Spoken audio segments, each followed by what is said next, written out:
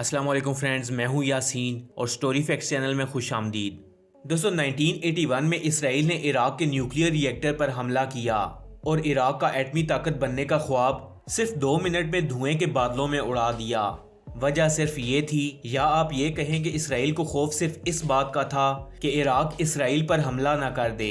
इसके बाद मार्च 2003 में अमेरिका, बरतानिया और इसराइल ने मिलकर इराक पर हमला किया और वजह ये बताई कि इराक से तबाही फैलाने वाले हथियारों और दहशतगर्दी के लिए सद्दाम हुसैन की हमायत को ख़त्म करना और इराकी आवाम को आज़ाद करना था। लेकिन ये सब तो एक बहाना था। हमला करने वाले ममालिक जानते थे कि इराक बर्क रफ्तारी से मिलिट्री और असलहा बनाने में आगे बढ़ रहा था। अमेरिका की रिपोर्ट्स के मुताबिक इराक एटमी ताकत भी बन चुका था, लेकिन हमला करने के बाद इन्हें इराक से कुछ भी नहीं मिला, ना कोई एटमी हथियार और ना ही दुश्मन ममालिक पर हमला करने वाला कोई भारी हथियार। दोस्तों एक दिन मामूल की गश्त के दौरान अमेरिकन आर्मी को इराक के अंदर अल-तकद्दम एयरबेस के साथ मौजूद सहरा के अंदर रेत में दबे हुए एक जहाज की 2 टेल फैंस नजर आईं, जिसके ऊपर से रेत हवा से उड़ चुकी थी।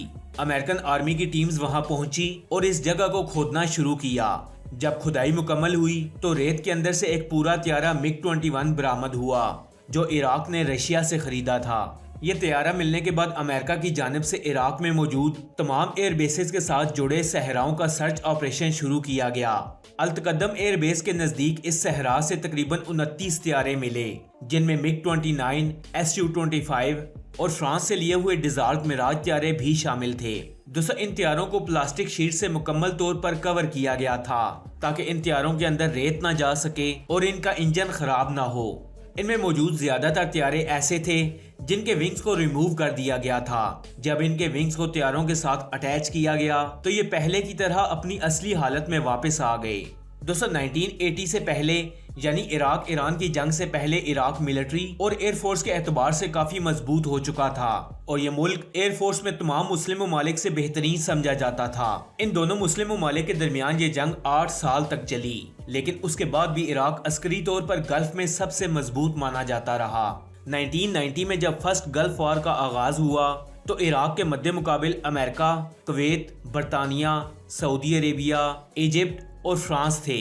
इराक का इन सब ममालिक से अकेले जंग लड़ना नामुमकिन था।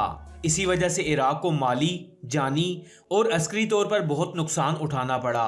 इस जंग में इराक के एयर बेसेस और मिलिट्री अड्डे पूरी तरह तबाह हो गए। हजारों फौजी मारे गए और तकरीबन 110 एयरक्राफ्ट भी तबाह हो गए। दोस्तों अब सद्दाम हुसैन के पास और कोई चारा नहीं बचा था। इसने अपने दुश्मन ममालिक ईरान से राब्ता किया और मदद मांगी। इराक को मदद तो नहीं मिली, लेकिन इराक ने सद्दाम हुसैन की ये बात मान ली कि ईरान इराक के 150 त्यारे उस वक्त तक अपने पास महफूज रखेगा जब तक ये जंग खत्म नहीं हो जाती। सद्दाम हुसैन को अपने गलत फैसले का पता तब चला जब ईरान ने इराक को जंग खत्म होने के बाद ये त्यारे वापस करने से इनकार कर दिया। इराक के तकरीबन 1000 त्यारों में से 110 पहले ही तबाह हो चुके थे और 150 ईरान ने वापस करने से इनकार कर दिया। अब इराक के पास सिर्फ 740 त्यारे बचे थे। दोस्तों इराक अभी ठीक से संभल भी नहीं पाया था कि 12 सालों बाद यानी 2003 में अमेरिका ने फिर से इराक पर हमला कर दिया। इस बार भी सद्दाम हुसैन ने मुकाबला करने की बजाय खामोश रहने की सबसे बड़ी गलती की। सद्दाम हुसैन ने अपने मिलिट्री टैंक्स, जोहरी हथियार और फाइटर जेट्स को रेत में छुपाने का फैसला लिया ताकि जंग खत्म होने के बाद इनको वापस निकाल लिया जाए, लेकिन इस बार भी कोई फायदा ना हुआ। ये जंग सदर सद्दाम हुसैन समेत पूरे इराक को निगल गई। दोस्तों 16 अप्रैल 2003 को ऑस्ट्रेलियन फोर्सेज ने बगदाद के शुमाल मगरब में अल असद एयरफील्ड पर कब्जा किया और इसके नजदीक मौजूद सहरा से सोवियत दौर के MiG-25 हेलीकॉप्टर्स, रडार सिस्टम और लाखों पाउंड धमाका खेज मवाद भी निकाला।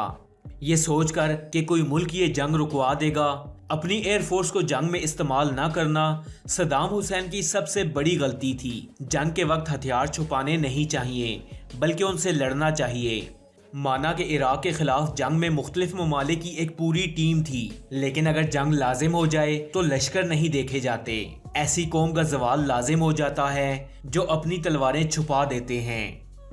दोस्तों मैं उम्मीद करता हूँ कि आपको इस वीडियो से बहुत कुछ जानने को मिला होगा। ऐसी और इन्फॉर्मेटिव वीडियोस देखने के लिए स्टोरी फैक्ट्स चैनल को सब्सक्राइब कर लें और साथ में लगे बेल आइकन को भी दबा दें ताकि रोजाना आने वाली ऐसी इन्फॉर्मेटिव वीडियोस आप तक बआसानी पहुंच सकें। मैं मिलूंगा आपसे अगली वीडियो में, तब तक के लिए अल्लाह हाफिज।